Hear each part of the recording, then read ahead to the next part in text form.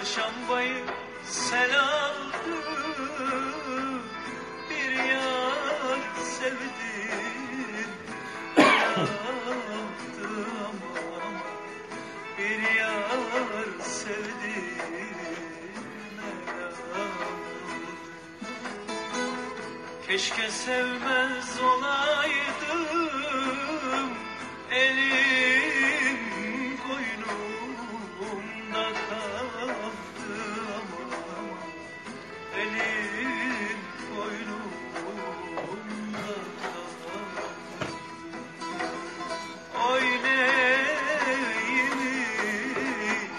neymiş ama kaderim böyleymiş. Gizli sevda çekmesi ama ateşten gömleği.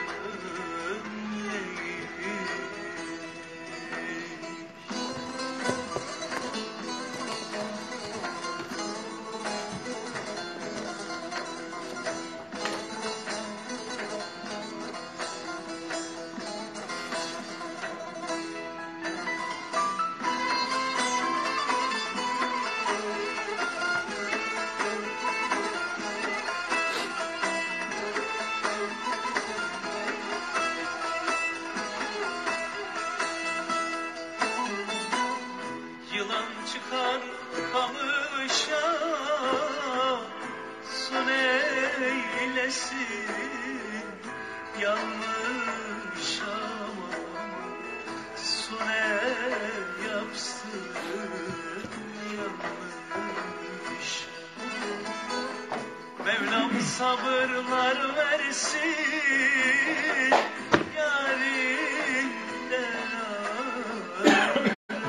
ayrılmış ama yarinden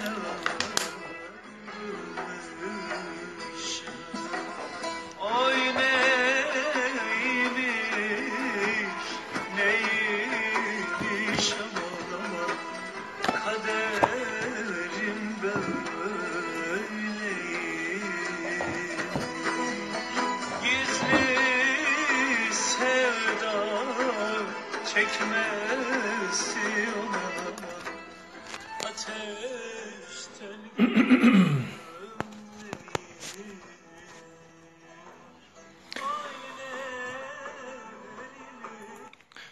Evet, değerli dostlarım, merhabalar, hoş geldiniz tekrardan canlı yayınıma.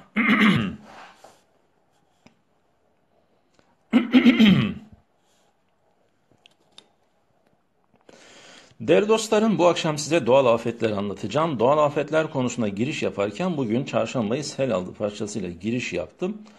Başka bir doğal afetin içinden geçtiği bir türkü aklıma gelmedi doğrusu.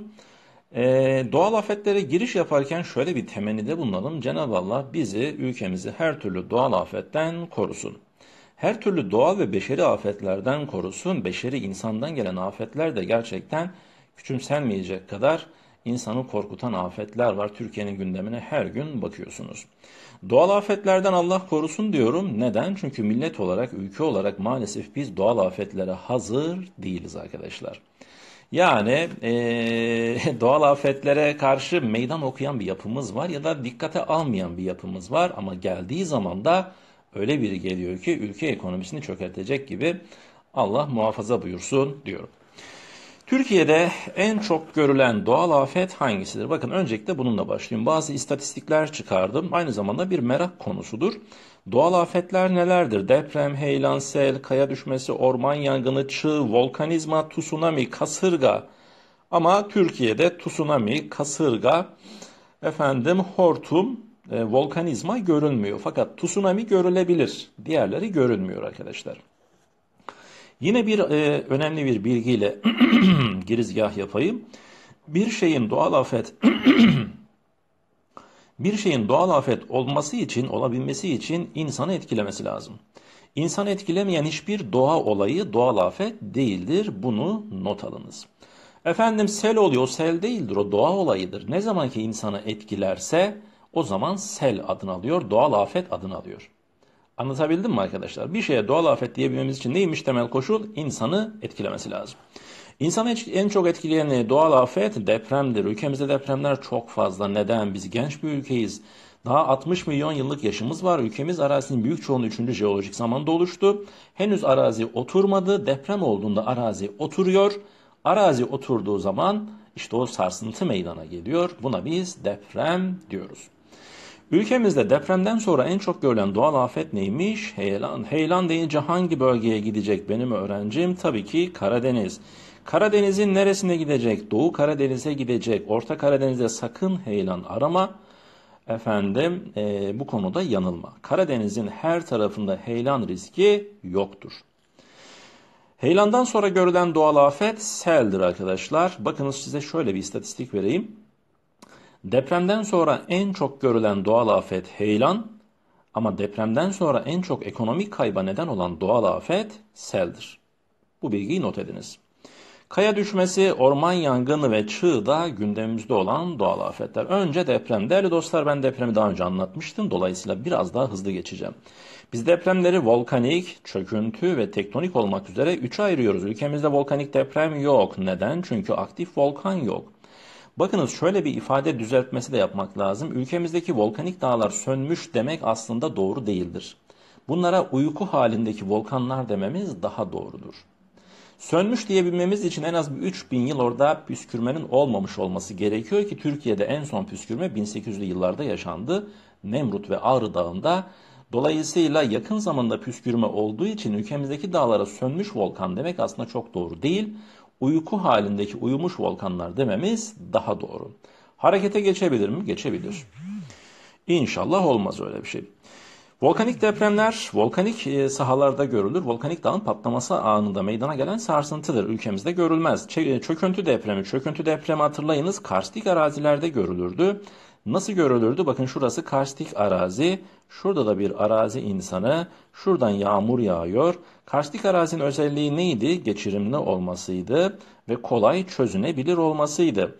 Şimdi yağmur suyu, kar suyu geçirimli olduğu için karstik arazinin altına sızıyor. Kolay aşınabildiği için, çözünebildiği için de araziyi alttan aşındırıyor. Zamanla bu altı aşınan arazi ne oluyor? Altı boşaldığı için üstteki kütle çöküyor. Çökmeyle meydana gelen sarsıntıya biz çöküntü depremi diyoruz. Ve nereye bakacaksınız çöküntü depremi için? Çöküntü depremi için bakmanız gereken yer Türkiye'de Akdeniz bölgesi. Akdeniz bölgesinin neresi arkadaşlar? Teke ve Taşeli platosu. Bakın sakın gidip Çukurova'ya bakmayın. Ben size bakmayın diyorsam bakmayın. Çok meraklı olun, gidip yani Akdeniz'in her tarafında çöküntü deprem var diyemezsin. Sana sınavda burayı verir, nerede çöküntü deprem riski daha yüksektir diye sorar. Çukurova'yı da aldatmak için kor. Ama sen Çukurova, Adana'da böyle bir deprem riskinin olmadığını bileceksin. Gelelim en şiddetli deprem. En yaygın, en etkin, en yıkıcı deprem türü tektonik depremdir. Tektonik depremler fay hatlarıyla paralellik gösterir. 3 büyük fay hattı vardır Türkiye'de. Kuzey Anadolu fay hattı, Batı Anadolu fay hattı ve Doğu Anadolu fay hattı. Bunu daha önce de derste çizmiştik. Dolayısıyla tekrar buna zaman ayırmıyorum. Değerli dostlar, depremi inceleyen bilim sismoloji, depremi ölçen birim, depremin büyüklüğünü ölçen Richter daha çok kullanılır. Mercalli ölçeği de vardır fakat bu çok tercih edilmez. Kuzey Anadolu, Batı Anadolu ve Doğu Anadolu fay hattı vardır. Bu fay hattı üzerindeki illeri bilmeniz lazım. Bunun sınavda soru değerinin olduğunu hatırlatayım. Dediğim gibi daha önce anlattığım için buna tekrar zaman kaybetmek istemiyorum. Sözün özü. Türkiye'de deprem riskinin fazla olmasının temel nedeni nedir? Türkiye'nin genç bir ülke olmasıdır. Arazinin oturmamış olmasıdır. Hocam ülkemizde deprem riskinin olmadığı, şöyle kafamız rahat, korkusuz bir şekilde oturabileceğimiz, yaşayabileceğimiz bir yer var mı diye soranlar için vardır böyle yerler. Deprem riski az olan yerler nereler? Konya, Mersin, Mardin, Edirne, Yıldız Dağları, Doğu Karadeniz kıyıları. Şimdi bakın bunu şöyle bir dilsiz harita üzerine çizelim. Ülkemizde deprem riskinin az olduğu yerler. Bakınız Tuz Gölü'nün güneyini çiziniz. Burada deprem riski az. Ne var burada? Konya var. Konya'da deprem riski neden az? Çünkü ana fay hatlarına uzak. Ama sen şöyle bil. Burada kim var? Burada Mevlana Hazretleri var. Onun manevi gücünden dolayı deprem olmuyor de. Hemen bilgiyi resme dönüştür. Benim sana tavsiyem bu. Konya'da deprem riski az, tektonik deprem. Deprem riskinin az olduğu bir diğer yer neresi arkadaşlar? Mersin. Ama sana sınavda Mersin demez de ne diyebilir? Taşeli platosu denir. Burada niye deprem riski az? Hatırlayınız, Mersin'de İnanç Koridoru'nun başlangıcıydı. Burada Ashab-ı Kehf mağarası vardı, hatırlayınız, 7 uyuyanlar. Buradaki insanlar da dua ediyorlar. Ashab-ı Kehf'in yüzüğü hürmetine Mersin'de deprem olmuyor. Bak, yine maneviyata bağladık. Bu bir hafıza tekniğidir arkadaşlar. Her zaman bilgiyi resme dönüştür. Deprem riskinin az olduğu bir diğer yer neresi? Edirne. Ve neresi? Yıldız Dağları'nın bulunduğu alan, ki Yıldız Dağları zaten masif arazi. Efendim, Edirne ve Yıldız Dağları bölümünde neden deprem riski az? İşte dediğimiz gibi ana fay hatlarına uzak. Bunu da bir şeye bağlayalım. Edirne deyince ne geliyor aklımıza? Mesela Selimiye Camii geliyor, değil mi? Selimiye Camii Mimar Sinan eseri. Bunun Mimar Sinan'ın yüzü suyu hürmetine burada da deprem olmuyor. Buraya bir cami resmi çizebilirsiniz. Geldim deprem riskinin az olduğu yerlerden biri de arkadaşlar neresi? Mardin. Siz de benimle beraber çiziyorsunuzdur umarım. Mardin. Mardin'de neden deprem olmuyor? Bunu da maneviyata bağlayalım. Burada bakın bir kilise var. Dairul Zafaran Kilisesi. Dairul Zafaran Kilisesi. Süryanlerin çok yaşadığı bir coğrafyadır Mardin. Dairul Zafaran, ki onu da manevi kabul edelim, kutsal kabul edelim. Hep İslami değerleri anmıyoruz burada. İnanç koridoru üzerinden netice itibariyle. Buradaki Dairul Zafaran Kilisesi'nden dolayı buradaki Hristiyanlar dua ediyor, deprem olmuyor diye hafızanıza kodlayın. Deprem riskinin az olduğu bir diğer yer, bu niye böyle bu kadar ekran bulanıklaşıyor? Deprem riskinin az olduğu yerlerden biri de arkadaşlar Doğu Karadeniz kıyıları. Evet. Doğu Karadeniz kıyıları. Doğu Karadeniz kıyıları. Neden? Bak, Doğu Karadeniz'in kıyıları diyorum. Doğu Karadeniz kıyıları. Neden burada deprem riski az? Çünkü ana fay hatlarına uzak. Burada da manevi bir değer bulalım. Mesela ne olabilir? Trabzon'daki Sümele Manastırı olabilir, değil mi? Sümele Manastırı. Ya da Oflu Hoca olabilir. Oflu Hoca, Trabzon'un meşhur Oflu Hoca. Bundan dolayı deprem riski az deyin. Burada önemli olan, bakın, sakın şeye bakmayın, mesaj vermek gibi bir kaygım yok, yanlış anlaşılmasın. Tamamen hafıza tekniği. Buradaki her şey dersi öğretmeye, belletmeye amaçlı kullandığım cümleler. Böyle bazı aklı evveller çıkıyor, hocam ne mesaj veriyorsun? Onları tabii kale almıyorum. Evet, Türkiye'de deprem riskinin az olduğu yerleri bu şekilde kodlamış olduk ve geldim bir başka doğal afete. Heyelan'a. Yalnız depreme geçmeden önce şöyle söyleyeyim. Deprem riskini deprem önlemek mümkün değil ama hani depremden daha az etkilenmek için ne yapmak lazım? Bir, fay hatları üzerine yerleşmemek lazım. Maalesef ki nüfusumuzun %85'i fay hatları üzerine yerleşmiştir.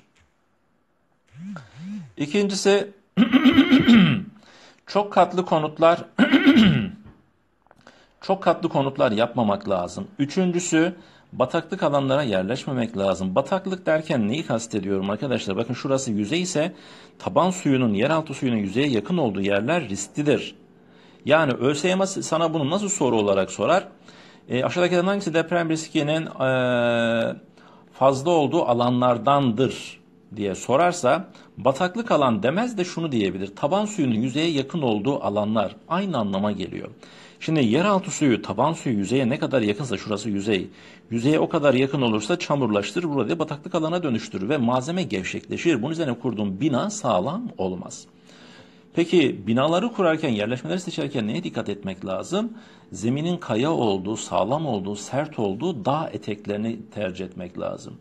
Bakınız, TOKİ'nin yaptığı binalar genelde hep böyle dağ eteklerinde, dağ yamaçlarında zeminin sağlam olduğu yerler idi. Son zamanlarda TOKİ nereye ev yapıyor bilmiyorum ama eskiden deprem açısından son derece mantıklı yerlere bina yapıyordu. Dedim, deprem bahsine geçtim ve geldim heyelan. Değerli dostlar, bakınız 2018 ön lisans sınavında heyelanla ilgili bir soru geldi. Heyelan demedi yalnız, kütle hareketi dedi. Demek ki diğer isimlere karşı artık duyarlı olmanız gerekiyor. Sana sınavda illa heyelan demek zorunda değil. Diğer ismi olan kütle hareketini kullanabilir ya da yer göçmesi ifadesini kullanır. Peki heyelan nedir? Nerede olur? Değerli arkadaşlar, heyelan en çok olduğu yer Doğu Karadeniz'dir. Neden ve ne zaman? Özellikle ilkbahar. Peki niye heyelan olur? Bakınız, bir kere Doğu Karadeniz coğrafyası engebeli mi? Engebeli. Düz arazide heyelan olur mu hiç? Olmaz. Neticede heyelanda büyük bir toprak ve kaya kütlesi yer değiştirdiği için bir eğim olması gerekiyor. Düz arazi yürüyen bant gibi kaymaz herhalde. O zaman eğimli bir arazi gerekiyor. Fakat sadece bu yetmiyor. Aynı zamanda arazinin, bu eğimli arazinin killi topraktan oluşması gerekiyor. Kil. Demek ki arazinin eğimine ben coğrafyada jeomorfoloji dersem, toprağın killi olmasını hangi coğrafi tabirle ifade ederim? Jeoloji. Arkadaşlar, sizleri bu kavramlara alıştırmam lazım. Artık bunlara aşina olmanız lazım. Çünkü ÖSYM son zamanında bu kavramları fazla önemseyip sormaya başladı. O zaman bir çıkarım yapıyoruz. Bir yerde heyelan meydana gelmesinde arazinin jeomorfolojik yapısı, yani yer şekilleri etkili olduğu gibi jeolojik yapısı, yani kilden oluşması lazım. Karstik arazide olmuyor mesela. Ama sadece bunlar da yetmiyor arkadaşlar. Aynı zamanda bol da yağış gerekiyor. Bakın, yağış. Peki ben yağışı hangi coğrafi tabirle ifade ederim? Klimatoloji, değil mi? O zaman bu üç faktör bir araya geldiği zaman aşırı yağışla kayganlaşan killi toprak genleşiyor, genişliyor, bulunduğu alana sığmıyor ve aşağı doğru kayma eğilimi gösteriyor. İşte bu aşağı doğru toprağın kaymasına biz, tekrar söylüyorum, iyi dinle, bu toprağın aşağı doğru kayganlaşan killi toprağın aşağı doğru kaymasına biz heyelan demiyoruz, toprak kayması diyoruz. Bakınız, birçoğunuz heyelanla toprak kaymasını karıştırıyor. Ben burada size doğruları söyleyeyim. Fark nedir? Arkadaşlar, bir yorumları açalım hele. Bu üstten mesajlar dökülüp duruyor. Bir sıkıntı yok değil mi? Seste, görüntüde bir sıkıntı var mı?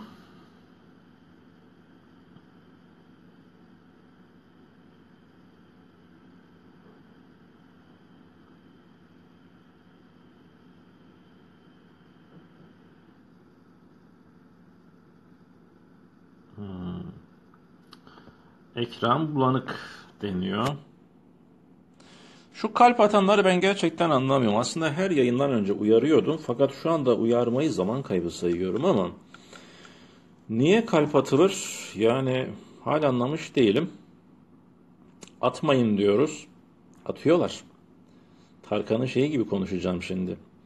Yayın bozuluyor diyorum. İnanmıyorlar. İlla atıp görecekler bozulduğunu. Şu ekran arkasını bir sileyim ben.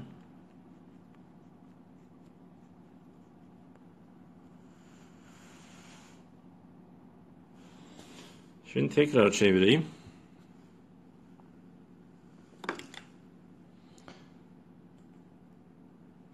Çok yaklaştırmayın, odaklayamıyor diyor. Peki şu anda nasıl?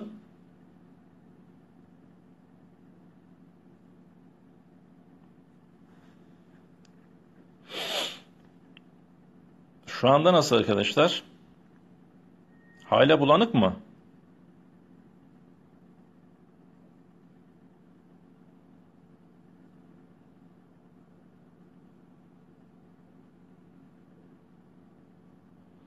Şu anda nasıl arkadaşlar görüntü? Vallahi elim kırıldı bu telefonu tutmaktan. Sonradan aldığım tripod da çok işe yaramıyor. İyi mi? Pekala.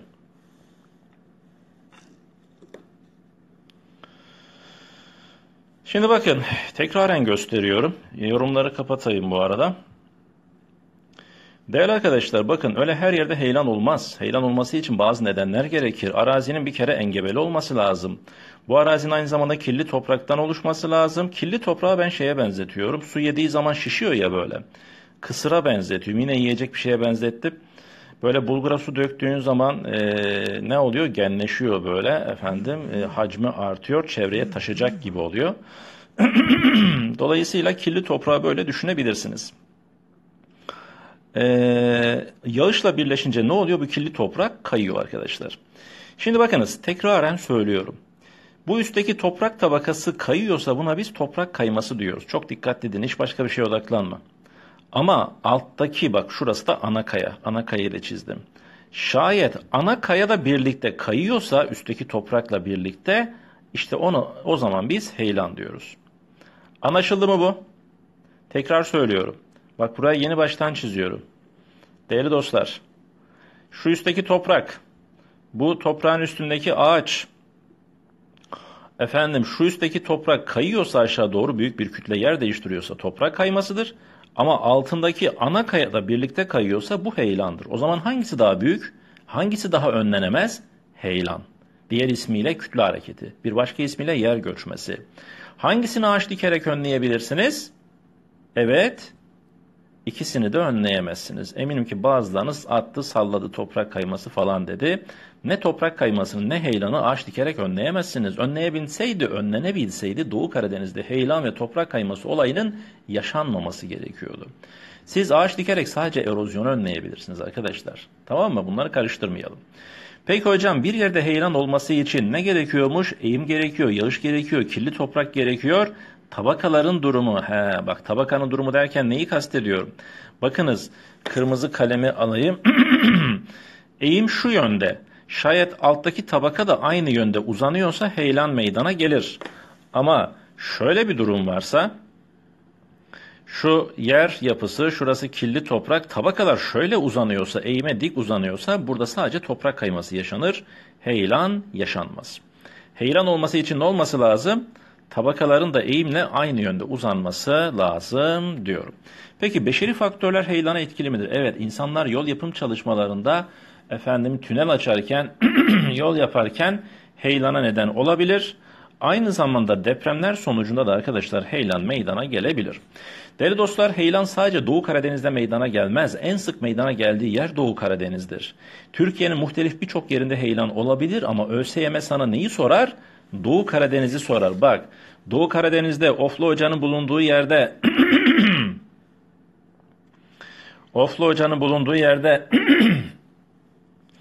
burada deprem riski yok ama burada heyelan riski var. Anlatabildim mi? Sen eline renkli kalemini alıp şurayı tarayacaksın. Doğu Karadeniz'de heyelan riski, toprak kayması riski var. Peki nasıl önlenebilir? Arkadaşlar, heyelanı önlemek için yapılan şeyleri size söyleyeyim. Yapılan çalışmalardan biri şu. Yamaçların önüne büyük taştan duvarlar yapılır. Kalın ve yüksektir. Şehirler arası yolculuk yaparken mutlaka gözünüze çarpmıştır. O büyük, yüksek, kalın duvarların amacı arkadan gelen heyelanla gelebilecek kütleyi tutmaktır. Ve bu duvarların arasında küçük küçük delikler görürsünüz. Ben küçükken onları kuş yuvası sanıyordum. Ama onlar nedir? Bu duvarların arasındaki delikler, boşluklar yamacın arkasında biriken suyu tahliye etme amacı taşır ki heyelan riski daha da azalmış olsun. Bu yapılan duvarlara ne deniyor? Bu duvarlara istinat duvarı deniyor. Şehirler arası yolculuk yaparken yanındaki yolcuya diyeceksin ki bak şunlar istinat duvarı, bunlar heyelan riskini azaltmak için yapılıyor. Şu ortadaki delikler de arkadaki suyu tahliye etme amacı taşıyor diyeceksin. Yandaki yolcuya vay be ben kiminle yolculuk yapıyorum dedirteceksin içinden. O zaman heyelanı sen ağaç dikerek önleyemezsin. Duvar döşeyerek de önleyemezsin. Sadece duvar, döşediğin duvar, yaptığın duvar buradan gelen kütlenin bir kısmını tutar. Peki başka ne önlem alınabilir? Arkadaşlar, başka drenaj kanalları açabilirsin. Drenaj kanalı nedir? Yamacın belli yerlerinde kanallar açarsın, suyu tahliye edersin. Neticede burada araziyi kayganlaştıran unsur su değil midir? Evet. O zaman suyla toprak buluşmasın diye suyu tahliye etmek amacıyla yapılan kanallara biz ne diyoruz? Drenaj kanalları. Peki bütün Karadeniz'i drenaj kanalıyla donatmak mümkün mü? Devletin bütçesi buna yetmez. O zaman gerçekçi, reel bir önlem değil. Bu da engellemiyor. Çünkü bunun hepsini yapamaz. O zaman nasıl önlem alacağız? Yapılacak en temiz işi söylüyorum. Bu bölgeyi terk etmek arkadaşlar. Evet, ben açık ve net konuşurum. Heyelan önlenemiyor kardeşim. Zaten Doğu Karadeniz insanı ne yapıyor? Bu bölgeyi terk ediyor. En çok göç veren bölümümüz neden Doğu Karadeniz? Nedenlerden biri burada heyelan riskinin fazla olması. Sorun oradakilere. Adamın can güvenliği yok ya. Akşam kafasını rahat yastığa koyamıyor. Bugün tepeme toprak kayması mı olacak? Heyelan mı olacak? Taş mı düşecek? Sele mi maruz kalacağım? Binbir korkuyla yaşıyor. Bu binbir korku içindeki yaşayış belki biraz da muhafazakarlığa yol açıyordur. Çünkü zor doğa koşulları sığınacak Allah'tan başka kimse olmuyor bazen. Dağ başında. Hasılı Buradaki önlem bu olabilir. Bir de şey görürsünüz. Bakın yol kenarlarında yamaca atılmış böyle kafesli teller görürsünüz. Bunlar da yamaçtan gelebilecek küçük kütleleri tutmayı amaçlar. Bunu da söylemiş olayım değerli arkadaşlar. Evet, heyelanla ilgili diyeceklerim bunlar. Geçiyorum başka bir doğal afete.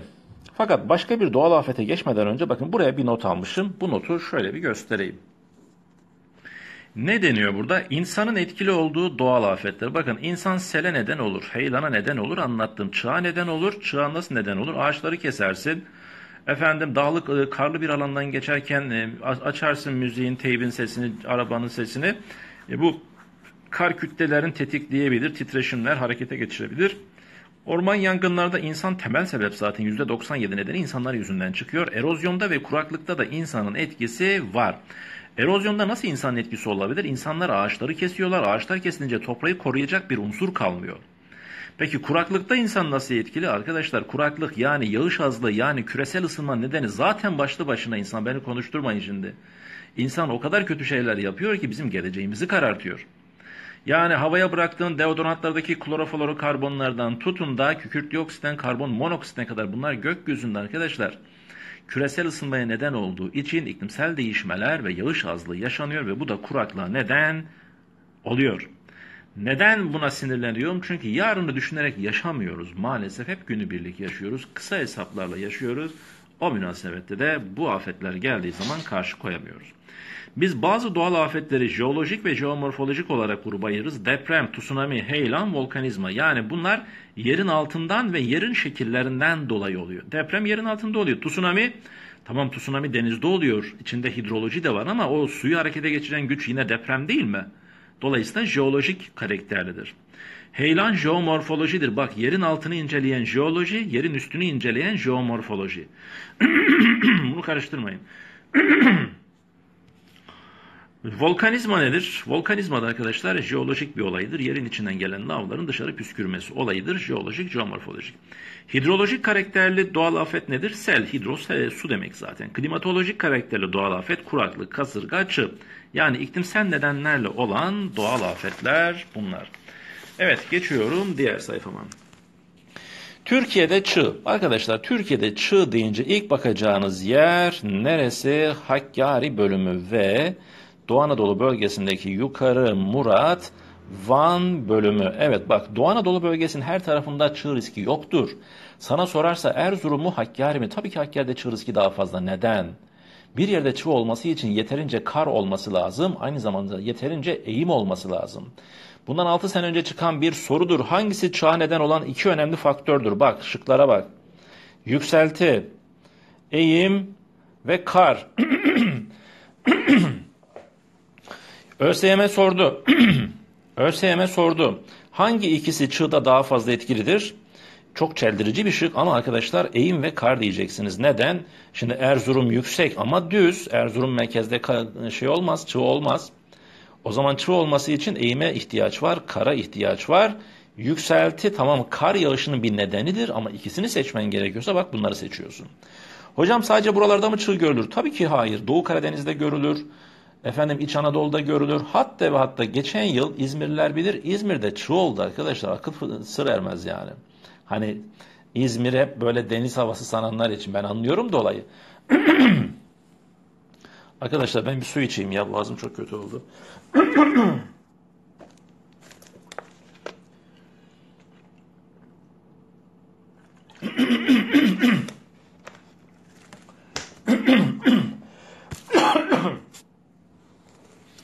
Kusura bakmayın lütfen. Çok pardon. Yani elimizde olmayan şeyler. Sese müdahale edemiyorum ama tabii aynı zamanda sesle bir meslek icra ettiğim için sürekli konuşmayı gerektiren bir meslek olduğu için bazen boğaz telleri artık boğaz telinin ses telleri buna şey yapamıyor, yetemiyor. Böyle sıkıntı yaşayabiliyorum. Her neyse. Çığ olayı Türkiye'nin her yerinde olur ama sana nereyi sorar? Doğu Anadolu'yu, özellikle de Hakkari bölümü ve Yukarı Murat Van bölümü. Çığ özellikle ne zaman olur değerli arkadaşlar? Çığ özellikle ilkbaharda olur. Bakın bu arada şeyi de unutmayalım. Heyelanı da unutmayalım. Heyelan ne zaman olur? Buraya yazmışım. En fazla ilkbahar. Heyelanın temel nedenlerinden biri aşırı yağıştır ama Karadeniz en az yağışı ilkbaharda alıyor. Buna rağmen nasıl en fazla heyelan ilkbaharda yaşanıyor? Çünkü kar erimeleri. Kar erimesi toprağı suya daha fazla doyuran bir unsurdur, bunu unutmayınız. O yüzden çiftçiler yağmur yağışından ziyade kar yağışını özler, ister. Çünkü karlı yıl varlı yıl der, toprağın yerin altını besler, tarım ürünü istifade eder, yeraltı suları istifade eder. Tabii ki heyelan olayı da bundan beslenir. Çığ da daha çok ilkbaharda yaşanır çünkü kar erimelerinden kaynaklı bir durum. Nasıl önlenebilir?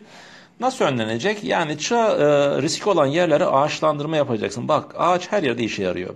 20-30 metrelik ağaçlar adeta çığın karşısında bir çığ perdesi gibi durur ve gelen kütleyi bir miktar tutar. Anlatabildim mi? Buna dikkat edeceksin. O yerlere yerleşmemeye dikkat edeceksin. Kontrollü çığlar yapacaksın. Dinamit atıp kendini önceden düşüreceksin. Ya da hiçbir tedbirin yoksa o bölgeden geçerken ses yapmayacaksın. Sessiz, akıllı, efendi bir şekilde geçeceksin oradan. Ses çıkarmayacaksın. Dedim, geçtim sele. Şimdi bakınız. Depremden sonra en çok görülen afet heyelan. Ama depremden sonra en çok ekonomik kayba neden olan doğal afet sel. Sel nerededir diye sorduğun zaman birçok kişi İç Anadolu diyor fakat yanılıyor.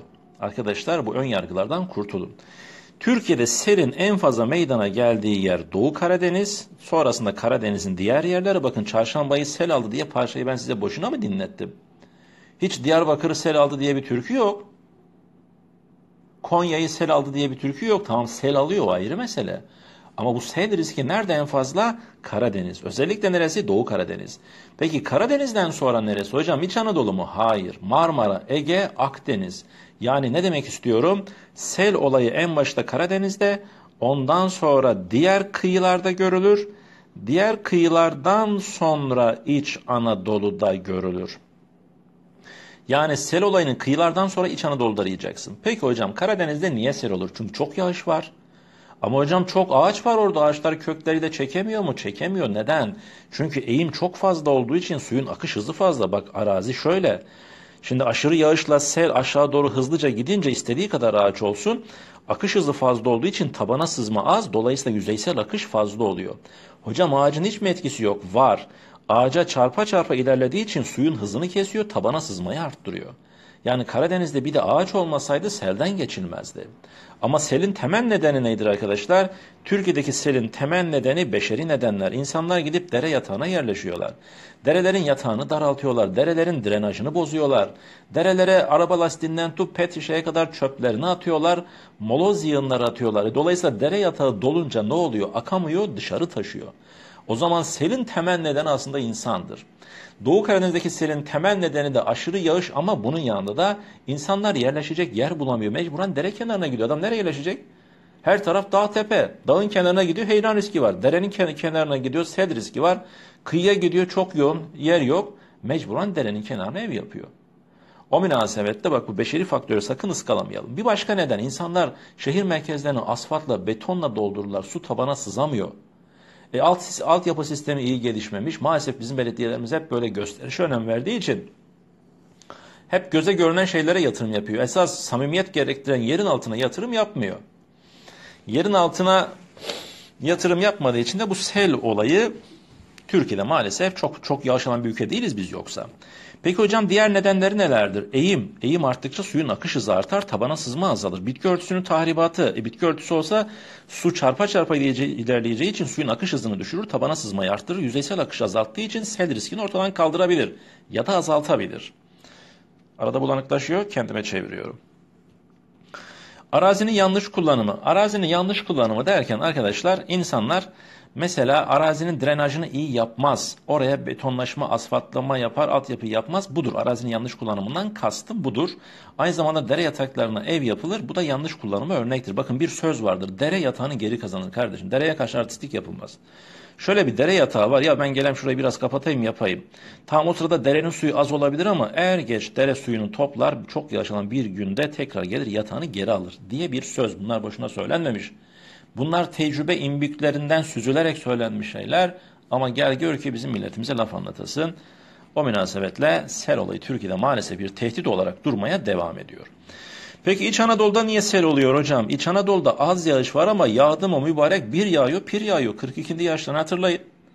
42. yağışlar adeta bardaktan değil sürahiden boşanırcasına yağış oluyor. Bir anda etkili yağış ne oluyor? Bir yola ya da bir kanala giriyor, orada kanalize oluyor, sele dönüşüyor. Bitki örtüsü de yok, suyun tabana sızmasını arttıran bir husus da yok. Sele neden olan bir diğer faktör de arkadaşlar erozyondur. Erozyonla toprağın üst kısmı süngerimsi yani suyu tabana çekebilecek olan o kısım taşınıyor, geriye kalan sert kısım suyu tabana sızdıramıyor yeterince. Erozyon da selin nedenlerinden biridir. Nasıl önlenebilir? Dere yataklarına yerleşmeyeceksin, ağaçlandırma yapacaksın, derelerin drenajını düzelteceksin, graderle, kepçeyle girip derenin içindeki o pislikleri alacaksın. O fazlalıkları alacaksın, betonlaşmaya vesaire dikkat edeceksin, sel o zaman bir tehdit olmaktan çıkar. Görüldüğü yerleri söyledim ve geldim Türkiye'de orman yangını. İçimi en çok cızlatan şeylerden biri de bu maalesef, orman yangını. Değerli dostlar, Türkiye'de orman yangınlarının en fazla görüldüğü yer Akdeniz. Neden? İki nedeni var. Bu arada yorumları açayım. Herhangi bir sıkıntı var mı?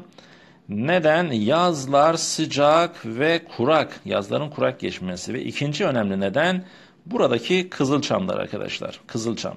Kızılçamlar kolay yanan bir ağaç türüdür. Unutmayınız. Üstündeki reçine maddesi yanmayı kolaylaştırıyor.